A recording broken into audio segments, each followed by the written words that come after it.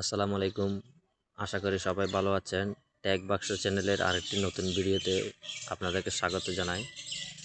Thumbnail দেখে হয়তো বুঝে গেছেন আজকের ভিডিওটা কী নিয়ে।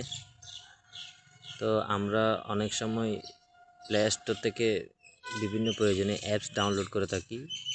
আবার অনেক সময় দেখা যায় ভুলবশত আমাদের অ্যাপসগুলো ডিলিট হয়ে যায়। আবার মাঝে মাঝে আমরা অ্যাপস ব্যবহার করার পর কাজ শেষ হলে অ্যাপসটা ডিলিট করে দিই।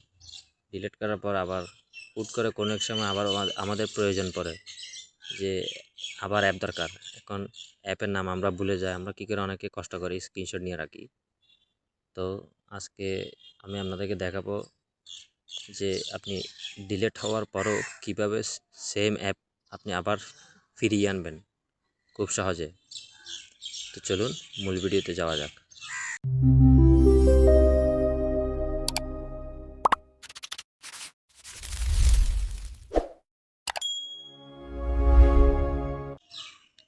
এর জন্য আপনারা প্লে স্টোরে আসবেন। প্লে স্টোরে আসার পর এই যে এখানে মেনু অপশান আছে, মেনু অপশানে ক্লিক করবেন। ক্লিক করার পর যে ম্যানেজ অ্যাপস এই যে অপশানটা আছে এখানে ক্লিক করবেন। ক্লিক করার পর এই ম্যানেজ অপশানে একটা ক্লিক করবেন।